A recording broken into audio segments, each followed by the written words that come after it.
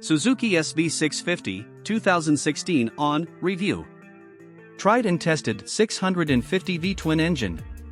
The 2016 on Suzuki SV650 is a fun little V-twin roadster that appeals in equal parts to new riders and those with decades of experience. It's a rehash of the lovable 1999 to 2015 Suzuki SV650, which was available both in roadster and half-faired sportster forms.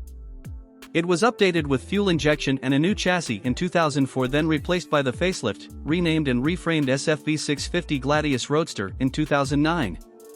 Reverting to SV form in 2016, Suzuki's naked middleweight received another new chassis, updated engine, and fresh styling and remains a temptingly priced first big bike.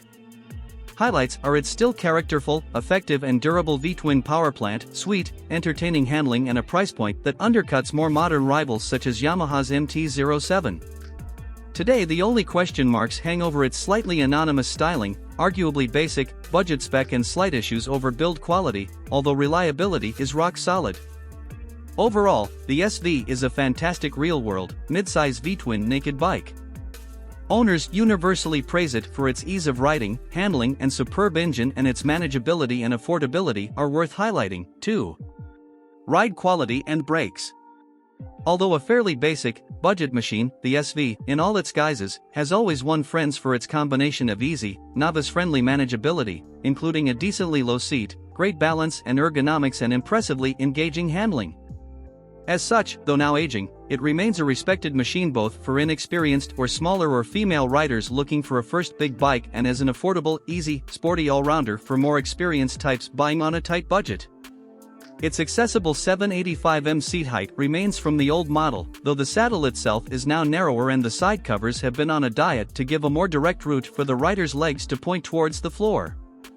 Suzuki has shown images of a 5 feet 9 inches rider with feet flat on the ground and a 5 feet 3 inches rider with the balls of both feet in contact with the floor. Engine. The liquid-cooled, 645 cubic centimeters, 90-degree, DOHC powerplant is one of the SV's highlights and has long been regarded as one of motorcycling's great engines for its combination of flexible, thrilling performance, character and durability. With a performance pipe fitted, it sounds great, too. Reliability and build quality. Although updated and re-engineered repeatedly, evolving from the original 1999 SV650 to the fuel-injected 2004 version, followed by the 2009 Gladius and then back into the 2016 version, the basics of the SV have remained the same.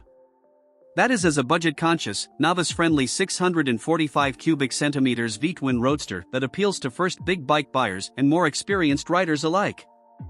As such, and by being so consistently popular, the SV survives as one of the most proven, durable and refined bikes of the modern era, although it's still not perfect. Value versus rivals.